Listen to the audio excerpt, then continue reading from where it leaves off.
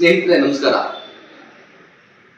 ಮೈಸೂರಿನಲ್ಲಿ ಕಳೆದ ಮಂಗಳವಾರ ಚಾಮುಂಡಿ ಬೆಟ್ಟ ಚಲೋ ಚಳವಳಿಯಲ್ಲಿ ನಮ್ಮ ಪತ್ರಿಕಾ ಪತ್ರಕರ್ತರ ಮೇಲೆ ಸಾರ್ವಜನಿಕವಾಗಿ ಏಕವಚನದಿಂದ ನಿಂದನೆ ಮಾಡಿ ಹೀಯಾಳಿಸಿ ಅಪಮಾನ ಮಾಡಿದಂತ ಪ್ರಕರಣಕ್ಕೆ ಸಂಬಂಧಪಟ್ಟಂಗೆ ಈ ಪ್ರತಾಪ್ ಸಿಂಹನ ವರ್ತನೆ ಮತ್ತು ಆತನ ನಡವಳಿಕೆಯನ್ನು ನಾನು ಮೈಸೂರು ಜಿಲ್ಲಾ ಪತ್ರಕರ್ತರ ಸಂಘದ ಅಧ್ಯಕ್ಷನಾಗಿಯೂ ಹಾಗೇನೆ ವೈಯಕ್ತಿಕ ನೆಲೆಗಟ್ಟಿನಲ್ಲಿ ಆತನ ವರ್ತನೆಯನ್ನ ಖಂಡಿಸಿದ್ದೆ ಮತ್ತೆ ಟೀಕೆ ಮಾಡಿದ್ದೆ.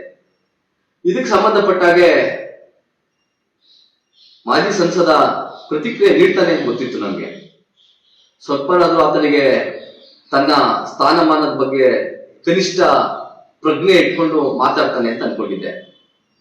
ಈತನ ಟೀಕೆಗೋ ಅಥವಾ ಆರೋಪಕ್ಕೋ ನಮ್ದೇನು ಅಭ್ಯಂತರ ಅಲ್ಲ. ಪ್ರಜಾಪ್ರಭುತ್ವ ವ್ಯವಸ್ಥೆಯಲ್ಲಿ ಅಭಿಪ್ರಾಯಗಳನ್ನ ವ್ಯಕ್ತಪಡಿಸ್ಕೊಳ್ಳಿಕ್ಕೆ ಅವಕಾಶ ಇದ್ದೇ ಇದೆ.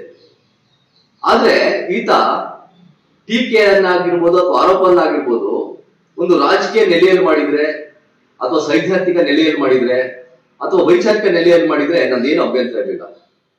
ಆದ್ರೆ ಇವನು ಇದನ್ನೆಲ್ಲ ಬಿಟ್ಟು ನನ್ನ ಕೌಟುಂಬಿಕ ವಿಷಯವನ್ನ ಮಾಧ್ಯಮದಲ್ಲಿ ಪ್ರಸ್ತಾಪ ಮಾಡಿದ್ದಾನೆ.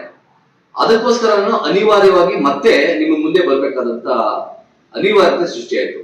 ಲೇ ಪ್ರತಾಪ್ ಸಿಂಹ, ನೀನು ಪತ್ರಕರ್ತರ ಹತ್ರ ಮಾತಾಡ್ತಾ ನಿಮ್ಮ ಅಧ್ಯಕ್ಷ ಎಷ್ಟು ಮದುವೆ ಆಗಿದ್ದಾನೆ ಕೇಳಿ, ಅವನ ಹೆಂಡತಿ ಫೇಸ್ಬುಕ್ ನಲ್ಲಿ ಎಂತ ಪೋಸ್ಟ್ ಹಾಕೊಂಡಿದ್ದಾರೆ ನೋಡಿ ಅಂತ ಮಾತಾಡಿದ್ಯಾ.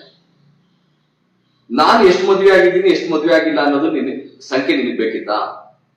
ಅಥವಾ ನಾನೇನಾದ್ರೂ ಎಲ್ಲಾದ್ರೂ ಏಕಪತ್ನಿ ವ್ರತಸ್ಥ ಅಂತೇನೆ ಅಂತೂ ಹೇಳ್ಕೊಂಡಿದ್ದೀನ? ಏಕಪತ್ನಿ ವ್ರತಸ್ಥ ಅಂತೇಳಿ ಡಿಕ್ಲೇರ್ ಮಾಡ್ಕೊಂಡಿದ್ದೀನ? ಎಫಿಡೇವಿಟ್ ಕೊಟ್ಟಿದ್ದೀನ? ನಾನು ಎಷ್ಟು ಮದುವೆ ಆಗಿದ್ದೀನೋ ಆಗಿಲ್ವಾ ಅದು ನಿನಗೆ ಆಗ್ಬೇಕು? ಹೇಳ್ತೀನಿ ಕೇಳೋ. ನಾನು ಮೊದಲೇ ಪತ್ನಿಯನ್ನ ನ್ಯಾಯಾಲಯದ ಮೂಲಕ ಆಕೆಯಿಂದ ವಿಚ್ಛೇದನ ಪಡೆದು ನಾನು ಎರಡನೇ ಮದುವೆಯನ್ನಾಗಿದ್ದೇನೆ. ಎಲ್ಲ ನನ್ನ ಸ್ನೇಹಿತರು ಬಂಧು ಮಿತ್ರರ ಸಮ್ಮುಖದಲ್ಲಿ ಸಾರ್ವಜನಿಕವಾಗಿ. ಹಾಗೇನೆ ಆ ಮದುವೆಯನ್ನ ನೋಂದಣಿ ಕಚೇರಿಯಲ್ಲಿ ರಿಜಿಸ್ಟರ್ ಮಾಡಿಸಿದ್ದೇನೆ. ಅಷ್ಟೇ ಅಲ್ಲ, ನಾನು ಎರಡನೇ ಮದುವೆಯಾಗಿ ನನಗೆ ಮಗು ಇರೋದನ್ನ ಹೈಕೋರ್ಟ್ ನಲ್ಲಿ ಘೋಷಣೆ ಮಾಡ್ಕೊಂಡಿದ್ದೀನಿ. ಈಗ ನಿನಗ್ ತಾಕತ್ತಿದ್ಯಾ?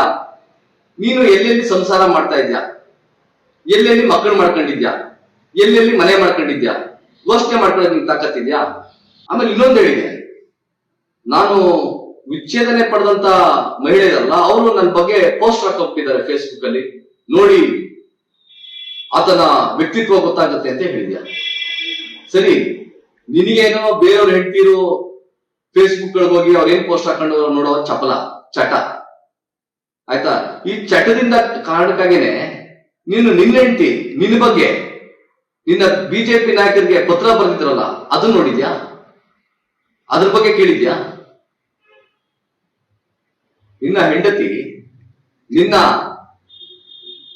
ಕಾಮದಾಟದ ಬಗ್ಗೆ, ಕ್ರೌರ್ಯದ ಬಗ್ಗೆ, ವಿಕೃತಗಳ ಬಗ್ಗೆ ನಿನ್ನ ವಿರುದ್ಧನೇ ಕೇಂದ್ರದ ಬಿಜೆಪಿ ನಾಯಕ ಈಗಿನ ಕೇಂದ್ರ ಸಚಿವ ಅಮಿತ್ ಶಾ ಅವರಿಗೆ ಪತ್ರ ಬರೆದಿದ್ದಾರಲ್ಲ, ಅದ್ರ ಬಗ್ಗೆ ಕೇಳು ಪತ್ರಕರ್ತರಿಗೆ. ಅದನ್ನ ಹೇಳಿ ತೋರಿಸು ಪತ್ರಕರ್ತರಿಗೆ ಏನಂತ ಬರ್ದಿದ್ದಾರೆ ಅಂತ ಹೇಳಿ. ನೀನು ಅಧಿಕಾರ ಮತ್ತೆ ಹಣನ ಬಳಸ್ಕೊಂಡು ಎಷ್ಟು ಜನ ಹೆಣ್ಮಕ್ಳನ್ನ ದುರುಪಯೋಗ ಪಡಿಸ್ಕೊಂಡಿದ್ಯಾ, ಎಷ್ಟು ಜನ ಹೆಣ್ಮಕ್ಳ ಜೊತೆ ಏನೆಲ್ಲ ಯಾವ್ದೆಲ್ಲ ರೀತಿಯಲ್ಲಿ ನಡ್ಕೊಂಡಿದ್ಯಾ ಅನ್ನೋದನ್ನ ಈಗ ಆಲ್ರೆಡಿ ಸಾಮಾಜಿಕ ಮಾಧ್ಯಮದಲ್ಲಿ ಬೇಕಾದಷ್ಟು ವಿಡಿಯೋಗಳು ಪ್ರಸಾರ ಆಗಿದೆ.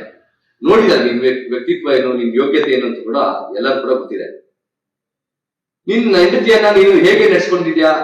ಆಮೇಲೆ ಅಷ್ಟೇ ಅಲ್ಲ, ಈಗ ಹೇಳ್ತೀನಿ ಕೇಳು, ನೀನ್ ಬೇರೆಯವ್ರ ಹೆಂಡತಿ ಬಗ್ಗೆ ಯೋಚನೆ ಮಾಡ್ತಾ ಇದ್ಯಾ, ಆದ್ರೆ ನೀನು ನಿನ್ನ ಹೆಂಡತಿಯನ್ನ ಹೇಗೆ ನಡೆಸ್ಕೊಂಡಿದ್ಯಾ, ನಿನ್ನ ಕ್ರೌರ್ಯಕ್ಕೆ ನಿನ್ನ ಹೆಂಡತಿ ಎಷ್ಟು ದಿನ ಮನೆ ಬಿಟ್ಟು ಹೋಗಿದ್ರು, ಯಾವ್ಯಾವ ಆಸ್ಪತ್ರೆಯಲ್ಲಿ ಚಿಕಿತ್ಸೆಯನ್ನ ಪಡ್ಕೊಂಡಿದ್ದಾರೆ, ಯಾವ್ಯಾವ ಬಿಜೆಪಿ ನಾಯಕರು ಮಧ್ಯಪ್ರವೇಶ ಮಾಡಿ ಸಂಸಾರದ ಬಿಕ್ಕಟ್ಟನ್ನ ಶಮನ ಮಾಡಿದ್ದಾರೆ.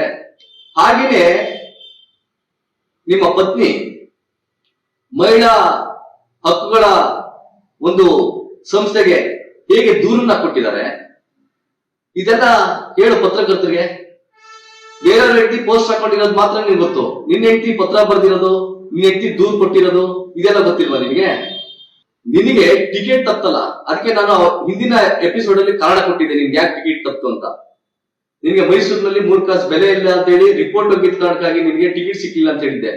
ಈಗ ಹೇಳ್ತಿದ್ದೀನಿ ಕೇಳಿ. ಅದ್ರ ಜೊತೆಗೆ ಇನ್ನು ಹಲವು ಕಾರಣಗಳ ಜೊತೆಗೆ ನಿನ್ನ ಪತ್ನಿ ನಿನ್ನ ವಿರುದ್ಧ ಕೇಂದ್ರ ನಾಯಕ ಅಮಿತ್ ಶಾಗೆ ಪತ್ರ ಬರೆದಿದ್ರಲ್ಲ, ಆ ಪತ್ರವೂ ಕೂಡ ನಿನ್ಗೆ ಟಿಕೆಟ್ ತಪ್ಪಲಿಕ್ಕೆ ಒಂದು ಕಾರಣ ಅನ್ನೋದನ್ನ ಮರಿಬೇಡ. ನೀನು ಮೊದಲನೇದಾಗಿ ನಿನ್ನ ಬಗ್ಗೆ ಜಗತ್ತಿಗೆ ಗೊತ್ತಿದೆ. ಸ್ವಂತ ಹೆಂಡತಿಯನ್ನೇ ತಂಗಿ ಅಂತೇಳಿ ಅಫಿಡವಿಟ್ ಕೊಟ್ಟು ನಿವೇಶನ ಪಡೆದವನು. ನಿನ್ನಂತೆಯವನಿಂದ ಸಂಬಂಧಗಳ ಬೆಲೆನ ನಾವು ಹೇಗೆ ಕಂಡ್ಕೊಳ್ಳಿಕ್ಕೆ ಸಾಧ್ಯ? ಇರ್ಲಿ, ನಾನು ಹೇಳ್ತಾ ಇದ್ದೀನಲ್ಲ ನಿನ್ಗೆ, ಅಕಸ್ಮಾತ್ ನಿನ್ಗೇನಾದ್ರೂ ಮೈಸೂರು ಎಂಪಿಗೆ ಈ ಬಾರಿ ಟಿಕೆಟ್ ಸಿಕ್ಕಿದ್ರೆ ಹಾಸನದಲ್ಲಿ ಸಿಕ್ತಲ್ಲ ಪೆನ್ ಡ್ರೈವ್ಗಳು, ಅದಕ್ಕಿಂತ ಜಾಸ್ತಿ ಪೆನ್ ಡ್ರೈವ್ಗಳು ಮೈಸೂರಿನಲ್ಲಿ ಬಿಡುಗಡೆ ಆಗ್ತಿತ್ತು. ನಿಮ್ಮವರೇ ಕಾಯ್ಕೊಂಡಿದ್ರು ಬಿಡುಗಡೆ ಮಾಡ್ಲಿಕ್ಕೆ.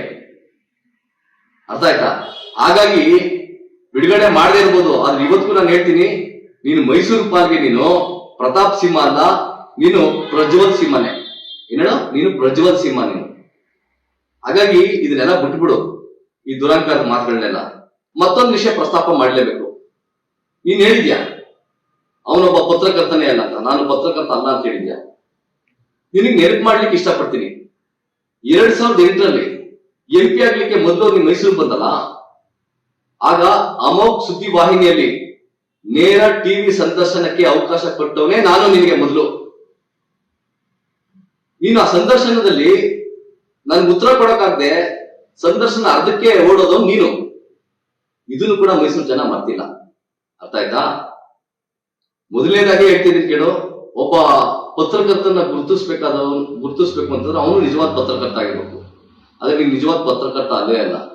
ನಿನ್ನ ಇಡೀ ವೃತ್ತಿ ಜೀವನದಲ್ಲಿ ಒಂದ್ ಪಕ್ಷದ ಪರ ಬಕೆಟ್ ಇಟ್ಕೊಂಡು ನಾಯಕಗಳನ್ನ ಒಪ್ಕೊಂಡು ಪುಸ್ತಕ ಬರ್ಕೊಂಡು ಟಿಕೆಟ್ ತಗೊಂಡು ಬಂದು ರಾಜಕಾರಣಿ ಆದವು ನೀನು. ಹಾಗಾಗಿ ನಿನ್ನೊಳಗಡೆ ಒಬ್ಬ ನೈಜ ಪತ್ರಕರ್ತ ಇಲ್ಲ. ನೀನ್ ಹೇಗೆ ಇನ್ನೊಬ್ಬ ನೈಜ ಪತ್ರಕರ್ತನ ಗುರ್ತಿಸಕ್ ಸಾಧ್ಯ? ಯೋಗ್ಯರನ್ನ ಗುರ್ತಿಸಕ್ಕೆ ಯೋಗ್ಯತೆ ಬೇಕು. ನೈಜ ಪತ್ರಕರ್ತರನ್ನ ಗುರ್ತಿಸಕ್ಕೆ ನೈಜ ಪತ್ರಕರ್ತರು ಮಾತ್ರ ಬೇಕು. ನಕಲಿ ಪತ್ರಕರ್ತರು, ವೇಷಧಾರಿ ಪತ್ರಕರ್ತರುಗಳಿಗೆ ಅಸಲಿ ಪತ್ರಕರ್ತರು ಕಾಣಲ್ಲ. ಅರ್ಥ ಆಯ್ತಾ? ಮತ್ತೆ ಇನ್ನೊಂದು ವಿಷಯ, ನಾನು ಗಾಂಧಿನಗರದಲ್ಲಿ SDP ಅಂತ ಎಲೆಕ್ಷನ್ ನಿಂತ್ಕೊಂಡ್ಬಿಟ್ಟಿದ್ದೆ, ಸೋತಿದ್ದೆ, ಠೇವಣಿ ಕಳ್ಕೊಂಡಿದ್ದೆ ಅಂತ ಹೇಳ್ತಾ ಇದ್ದೆ. ಮೊದಲೇ ಕ್ಲಾರಿಫೈ ಮಾಡ್ತೀನಿ, ಹೇಳ್ತೀನಿ ಕೇಳು. ನಾನು ಚುನಾವಣೆಗೆ ಸ್ಪರ್ಧೆ ಮಾಡಿದ್ದು ಕೆಸರೆ ವಾರ್ಡಿಂದ. ಯಾವತ್ತೂ ನಾನು ಗಾಂಧಿನಗರದಲ್ಲಿ ಚುನಾವಣೆಗೆ ಸ್ಪರ್ಧೆ ಮಾಡಲೇ ಇಲ್ಲ. ಚುನಾವಣೆಗೆ ಸ್ಪರ್ಧೆ ಮಾಡಿದ್ ನಿಜ, ಸೋತಿದ್ ನಿಜ. ಆದ್ರೆ ನಾನು ಯಾವತ್ತೂ ನನ್ನ ಹುಟ್ಟೂರು ಗಾಂಧಿನಗರದಲ್ಲಿ ನಾನು ಚುನಾವಣೆಗೆ ಸ್ಪರ್ಧೆನೇ ಮಾಡಿಲ್ಲ. ಯಾರೋ ನಿನ್ನ ಅಕ್ಕಪಕ್ಕ ಇರ್ತಾರಲ್ಲ ಬೂಟ್ನೆಕ್ಕವರು, ಅವ್ರೇನೋ ಮಾಹಿತಿ ಕೊಡ್ತಾರೆ ಅಂತ ಅಂದ್ಬಿಟ್ಟು ಹಿಂದೆ ಮುಂದೆ ಯೋಚಿಸದೆ ಮಾತಾಡ್ಬೇಡ. ಯಾಕೆ ಗೊತ್ತಾ? ಮೊದಲನೇದಾಗಿ ನಿನ್ ಮನೆ ದೇವರು ಸುಳ್ಳು ಅಂತ ಗೊತ್ತು, ನೀನ್ ಸುಳ್ಳು ಬಿಟ್ಟಿರೋ ಅನ್ನೋದು ಗೊತ್ತು. ಹಾಗಾಗಿ ಮತ್ತೆ ಮತ್ತೆ ಅದೇ ಸುಳ್ಳನ್ನ ಹೇಳಿ ಪ್ರೂವ್ ಮಾಡ್ಕೊಳಕ್ ಹೋಗ್ಬೇಡ. ಇನ್ನೊಂದು ವಿಷಯ ಹೇಳ್ತೀನಿ, ನೀನ್ ಮಾತಾಡ್ಬೇಕು ನೋಡ್ಬೇಕು. ನಿನ್ನ ಆವೇಶಭರಿತ ಭಾಷೆಗಳು ನೋಡಿದ್ರೆ ಇವನೇನ್ ದೊಡ್ಡ ರಾಷ್ಟ್ರಭಕ್ತ, ರಾಷ್ಟ್ರಪ್ರೇಮಿ ತರ ಪೋಸ್ಟ್ ಕೊಡ್ತೀಯ. ಪಾರ್ಲಿಮೆಂಟ್ ಅಲ್ಲಿ ಸ್ಮೋಕ್ ಬಾಂಬ್ ನ ಸಿಡಿಸದಲ್ಲ ಯುವಕರು, ನಮ್ಮ ದೇಶದ ಹೆಮ್ಮೆಯ ಸಂಸತ್ ಒಳಗಡೆ ಸ್ಮೋಕ್ ಬಾಂಬ್ ನ ಸಿಡಿಸದಲ್ಲ ಹುಡುಗರು, ಅವ್ರಿಗೆ ಪಾರ್ಲಿಮೆಂಟ್ ಒಳಗಡೆ ಹೋಗ್ಲಿಕ್ಕೆ ಅನುಮತಿ ಕೊಡ್ಲಿಕ್ಕೆ ಶಿಫಾರಸ್ ಪತ್ರ ಕೊಟ್ಟವನು ನೀನೇ ಅಲ್ವಾ?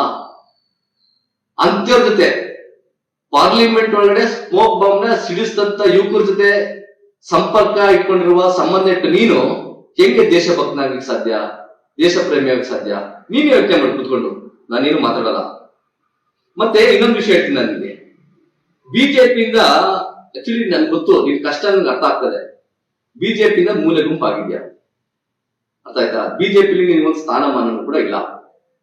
ಆದ್ರೆ ನಿನ್ನ ರಾಜಕೀಯ ಅಸ್ತಿತ್ವವನ್ನು ಉಳಿಸ್ಕೋಬೇಕಲ್ಲ, ಅದಕ್ಕೆ ಈ ರೀತಿ ಎಲ್ಲರ ಮೇಲೂ ಸುಳ್ಳು ಆರೋಪ ಮಾಡ್ಕೊಂಡು, ವಿವಾದಗಳನ್ನು ಸೃಷ್ಟಿ ಮಾಡ್ಕೊಂಡು, ಅಬ್ಬರ್ಸ್ಕೊಂಡು ಭಾಷಣ ಮಾಡ್ಕೊಂಡು ಎಲ್ಲರಿಗೂ ದಾರಿ ತಪ್ಪಿಸ್ಕೊಂಡಿದ್ಯಾ. ನನ್ಗೆ ಗೊತ್ತು ನಿನಗೆ 2 ಕ್ಷೇತ್ರದ ಮೇಲೆ ಕಂಡಿದೆ. ಒಂದು ಮೈಸೂರು ನಗರದ ಚಾಮರಾಜ ಕ್ಷೇತ್ರದ ಮೇಲೆ, ಇನ್ನೊಂದು ಗ್ರಾಮೀಣ ಭಾಗದಲ್ಲಿ ಬರುವಂತ ಪಿರಿಯಾಪಟ್ಟಣ ಕ್ಷೇತ್ರದ ಮೇಲೆ ನಿನ್ ಕಂಡಿದೆ. ನಾನು ಇವತ್ತೇ ಹೇಳ್ತಾ ಇದ್ದೀನಿ, ನಿನ್ಗೆ ಟಿಕೆಟ್ ಸಿಗಲ್ಲ. ನಾನು ಹಿಂದಿನ ಕೂಡ ಹೇಳಿದ್ದೆ, ಕಳೆದ ಪಾರ್ಲಿಮೆಂಟ್ ಎಲೆಕ್ಷನ್ ಅಲ್ಲಿ 3 ತಿಂಗಳು ಮುಂಚೆ ಹೇಳಿದ್ದೆ, ನಿನಗೆ ಯಾವುದೇ ಕಾರಣಕ್ಕೂ ಕೂಡ ಬಿಜೆಪಿ ಟಿಕೆಟ್ ಕೊಡಲ್ಲ ಅಂತ ಹೇಳಿ ರಾಷ್ಟ್ರೀಯ ಸುದ್ದಿ ವಾಹಿನಿಯಲ್ಲಿ ಹೇಳಿದ್ದೀನಿ. ನೀನು ಕೂಡ ನೋಡಿದ್ಯಾ. ಈಗಲೂ ಹೇಳ್ತಾ ಇದ್ದೀನಿ, ನಿನಗೆ ಚಾಮರಾಜ ಕ್ಷೇತ್ರದಿಂದಲೋ ಪಿರಿಯಾಪಟ್ಟಣ ಕ್ಷೇತ್ರದಿಂದ ಬಿಜೆಪಿ ಟಿಕೆಟ್ ಸಿಗೋದು ಡೌಟ್. ಅದಕ್ಕೊಂದು ಕೆಲಸ ಮಾಡು, ನೀನು ಆ ಟಿಕೆಟ್ಗೋಸ್ಕರ ಇಷ್ಟೆಲ್ಲ ನಾಟಕಗಳನ್ನ ಆಡ್ಬೇಡ. ಮೈಸೂರಿನಲ್ಲಿ ಸುಮಾರು ಪತ್ರಿಕೆಗಳು ಬಂದಿದೆ, ಹೊಸ ಪತ್ರಿಕೆಗಳು ಬರ್ತಾ ಶುರು ಆಗ್ತಾ ಇದೆ, ಹೊಸ ಚಾನೆಲ್ಗಳು ಶುರು ಆಗ್ತಾ ಇದೆ. ನಿನ್ಗೆ ಬಹಳ ಜನ ಸ್ನೇಹಿತಿದ್ದಾರೆ ಮೈಸೂರಿನ ಹೋಗಿ ಪತ್ರಿಕಾ ಕಚೇರಿಗೆ ಹೋಗಿ ಕೆಲಸಕ್ಕೆ ಸೇರ್ಕೋ, ಒಳ್ಳೆ ಪತ್ರಿಕೋದ್ಯಮ ಮಾಡು. ನೆಕ್ಸ್ಟ್ ಮೈಸೂರು ಜಿಲ್ಲಾ ಪತ್ರಕರ್ತರ ಸಂಘದ ಚುನಾವಣೆಗೆ ನೀನೇ ಸ್ಪರ್ಧೆ ಮಾಡು ನನ್ನ ವಿರುದ್ಧ. ನೆಕ್ಸ್ಟ್ ಮೈಸೂರು ಜಿಲ್ಲಾ ಪತ್ರಕರ್ತರ ಸಂಘದ ಚುನಾವಣೆಯಲ್ಲಿ ನನ್ನ ವಿರುದ್ಧ ನೀನೇ ಸ್ಪರ್ಧೆ ಮಾಡು. ಠೇವಣಿ ಉಳಿಸ್ಕೋತೀಯೋ ಉಳಿಸ್ಕೊಳ್ಳೋದು ಅನ್ನೋದು ಪತ್ರಕರ್ತರು ತೀರ್ಮಾನ ಮಾಡ್ತಾರೆ. ಕಡೆಯದಾಗ ಒಂದು ಮಾತು ಹೇಳ್ತೀನಿ ನಾನು ನಿನ್ಗೆ. ನೆನ್ನೆ ನೀನ್ ಮಾತಾಡ್ಬೇಕಾದ್ರೆ ಒಂದು ವಿಚಾರ ಇಷ್ಟ ಆಯ್ತು ನಿನ್ನಲ್ಲಿ. ಅಷ್ಟೆಲ್ಲ ನನ್ನ ಬಗ್ಗೆ ಮಾತಾಡಿದ್ಮೇಲೆ ಕೂಡ ಹೇಳ್ತಾ ಇದ್ದೀನಿ, ಒಂದು ವಿಷಯ ಇಷ್ಟ ಆಯ್ತು. ಪಾಪ ಮಂಗಳವಾರ ಆ ವಾರ್ತಾ ಭಾರತಿ ಪತ್ರಿಕೆಯ ಪತ್ರಕರ್ತರ ಪ್ರತಿನಿಧಿಯನ್ನ ಸತೀಶ್ ಅಂತ ಇದ್ದಾನಲ್ಲ, ಅವನು ಇವನು ಅಂತ ಮಾತಾಡಿದ್ದೆ. ಆದ್ರೆ ನಿನ್ನೆ ಮಾತ್ರ ಸತೀಶ್ ಅವ್ರು ಇದ್ದಾರಲ್ಲ, ಸತೀಶ್ ಅವ್ರ ಬಗ್ಗೆ ನಾನು ಈಗ ಅಂದ್ಕೊಂಡಿದ್ದೀನಿ. ಸತೀಶ್ ಅವ್ರು ನನಗೆ ಈ ತರ ಪ್ರಶ್ನೆ ಕೇಳ್ತಾರೆ, ನನ್ಗೆ ನೋವಾಗುತ್ತೆ. ಸತೀಶ್ ಅವರು ನನ್ನ ಬಗ್ಗೆ ಏನು ನಾನು ಕೆಲಸ ಮಾಡಿದ್ ಬರೀಲಿಲ್ಲ ಅಂತೆಲ್ಲ ಹೇಳಿದ್ದೆ. ನಾನ್ ನಿರೀಕ್ಷೆ ಮಾಡೋದು ಅಷ್ಟೇನೆ ನಿನ್ನಿಂದ. ಗೌರವ ಕೊಟ್ಟು ಗೌರವ ತಗೋ. ನೀನ್ ಗೌರವ ಕೊಡದೇ ಇದೆ, ಈಗಲೇ ಹೇಳ್ತಾ ಇದ್ದೀನಿ, ನಿನಗೂ ಯಾರು ಗೌರವ ಕೊಡಲ್ಲ. ಅರ್ಥ ಆಯ್ತಾ? ಅದ್ ಮಾತಾಡಿದ್ದೆಲ್ಲ ಅನ್ಬಿಡು. ಮತ್ತೆ ಬಹಳ ಜನ ಪತ್ರಕರ್ತರು ಹೇಳಿದೀನಿ, ನಿಮ್ ಜೊತೆ ನಾನು ಹೇಗ್ ನಡ್ಕೋತೀನಿ, ನಾನು ಒಳ್ಳೆ ರೀತಿಲಿ ಇಲ್ವಾ? ನನಗೂ ಗೊತ್ತಿದೆ ನೀನ್ ಯಾರ್ಯಾರ ಹತ್ರ ಹೆಂಗ್ ನಡ್ಕತ್ಯಾ, ಯಾವ ಪತ್ರಕರ್ತರ ಹೆಂಗಿದ್ಯಾ, ಹೆಂಗ್ ನಡ್ಕತಾ ಇದ್ಯಾ. ಸಣ್ಣ ಪತ್ರಕರ್ತರ ಬಗ್ಗೆ ನಿಮ್ಗೆ ಏನ್ ಅಭಿಪ್ರಾಯ ಇದೆ, ಸಣ್ಣ ಚಾನೆಲ್ಗಳ ಬಗ್ಗೆ ನಿಮ್ಗೆ ಏನ್ ಅಭಿಪ್ರಾಯ ಇದೆ, ಸಣ್ಣ ಪತ್ರಿಕೆಗಳ ಬಗ್ಗೆ ಏನ್ ಚಾನೆಲ್ ಇದೆ, ಸಣ್ಣ ಸಮುದಾಯದ ಪತ್ರಕರ್ತರ ಬಗ್ಗೆ ನಿಮ್ಗೆ ಏನ್ ಅಭಿಪ್ರಾಯ ಇದೆ ಎಲ್ಲ ನನ್ಗೆ ಗೊತ್ತಿದೆ. ನಾನು 20 ವರ್ಷ ಪತ್ರಕರ್ತರ ಸಂಘದಲ್ಲಿ 28 ವರ್ಷ ಪತ್ರಿಕೋದ್ಯಮದ ಸೇವೆ ಇದೆ ನನಗೆ. ಯಾರ್ಯಾರು ಗೊತ್ತು. ಅರ್ಥ ಆಯ್ತಾ? ನಿನ್ಗೆ ಗೊತ್ತಾ ಈ ಪುಸ್ತಕ ಯಾವ್ದಂತ? ಈ ಪುಸ್ತಕ ಯಾವ್ದಂತ ಗೊತ್ತಾ? ಪ್ರವೀಣ್ ಕುಮಾರ್ ಮಾವಿನಕಾಡು ಅವರು ಬರೆದಿರುವಂತ ಕತ್ತಲೆ ಜಗತ್ತು ಪುಸ್ತಕ. ಇನ್ನು ಸಂಸದ್ನಾದಪ್ಪ ಅವತ್ತಿಂದ ಇವತ್ತವರೆಗೆ ನೀನು ಕಡ್ದಾಕಿದ್ದು, ಕಟ್ಟೆ ಹಾಕಿದ್ದು, ಕಿತ್ತಾಕಿದ್ದು, ಕಕ್ಕಿದ್ದು ಎಲ್ಲ ಇದ್ರಲ್ಲಿದೆ. ಈ ಪುಸ್ತಕನೇ ಬಿಡುಗಡೆ ಮಾಡಬಾರ್ದು ಅಂತ ಹೇಳಿ ನೀನು ಕೋರ್ಟ್ ಅಲ್ಲಿ ಸ್ಟೇ ತಂದಲ್ಲ, ಆ ಸ್ಟೇ ತರಕ್ಕಿಂತ ಮೊದಲು ಈ ಪುಸ್ತಕ ನಾನು ಪಡ್ಕೊಂಡಿದ್ದೆ. ಇದನ್ನೆಲ್ಲ ನಾನು ಓದಿದ್ದೀನಿ, ಇದ್ರ ನನ್ ಮಾಹಿತಿ ಇದೆ, ದಾಖಲೆ ಸಮೇತ ನಿನ್ ಯೋಗ್ಯತೆ ಈ ಪುಸ್ತಕದಲ್ಲಿದೆ. ನೀನು ರಾಜಕಾರಣಿಗಳ ಮಾತಾಡಬಾರ್ದು ಅಂತ ಸ್ಟೇ ತರದು, ಪತ್ರಕರ್ತರು ಸುದ್ದಿ ಪ್ರಸಾರ ಮಾಡಬಾರ್ದು ಅಂತ ಸ್ಟೇ ತರದು, ಸಾಹಿತಿಗಳು ಬರೀಬಾರ್ದು ಅಂತ ಸ್ಟೇ ತರದು, ಲೀಗಲ್ ಟೆರರಿಸಂ ಬೆದರಿಸೋದು, ಲೀಗಲ್ ಟೆರರಿಸಂ ಮಾಡುವಂತದ್ದು, ಇವೆಲ್ಲ ಮಾಡ್ಕೊಂಡು ಬರ್ತಾ ಇದ್ಯಾ. ಆದ್ರೆ ಯಾರು ಕೂಡ ನೀ ಮಾತಾಡಬಾರ್ದು, ನೀ ತೋರಿಸಬಾರ್ದು, ನೀ ಹೇಳಬಾರ್ದು ಅಂತ ಯಾರು ಸ್ಟೇ ತಂದಿಲ್ಲ. ಯಾಕಂದ್ರೆ ಅವರೆಲ್ಲ ಸರಿ ದಾರಿಲಿದ್ದಾರೆ, ಅವ್ರ ಹೋರಾಟ ಸರಿ ದಾರಿಲಿದೆ. ನೀನ್ ಮಾತ್ರ ಕಳೆದ ಮನ್ಸು ಉಳ್ಳುಳಿಗೆ ಅಂತೇಳಿ ಮಾಡಿದ ಎಲ್ಲಾ ಅನಾಚಾರಗಳು ಮಾಡದೇ ಇದ್ದವನು ಸ್ಟೇ ಆಗಿ ತಗೋಬತ್ಯಾ? ಒಂದ್ ಕೆಲಸ ಮಾಡು, ನಮ್ದೇನು ಅಭ್ಯಂತರ ಇಲ್ಲ. ನಾನು ಮೈಸೂರು ಬಿಟ್ಟು ಓಡಾಗಲ್ಲ, ನೀನು ಮೈಸೂರು ಬಿಟ್ಟು ಓಡಾಗಬೇಡ, ಇರ್ಬೇಕು ನೀನ್ ಮೈಸೂರಿನಲ್ಲಿ.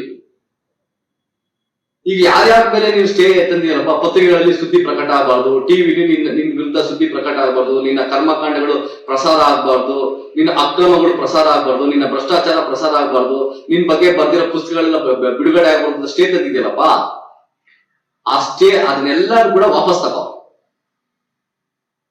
ಬಾ, ಗಂಡ್ಸಾಗಿ ಯುದ್ಧ ಮಾಡು. Thank you. ಕ್ಷಣ ಕ್ಷಣದ ಸುದ್ದಿಗಳಿಗಾಗಿ ಫ್ರೀಡಂ ಟಿವಿ ಸಬ್ಸ್ಕ್ರೈಬ್ ಮಾಡಿ, ಲೈಕ್ ಮಾಡಿ ಹಾಗೂ ಫಾಲೋ ಮಾಡಿ. ಹೊಸ ಸುದ್ದಿಗಳ ನೋಟಿಫಿಕೇಶನ್ಗಾಗಿ ಬೆಲ್ ಐಕಾನ್ ಮೇಲೆ ಕ್ಲಿಕ್ ಮಾಡಿ.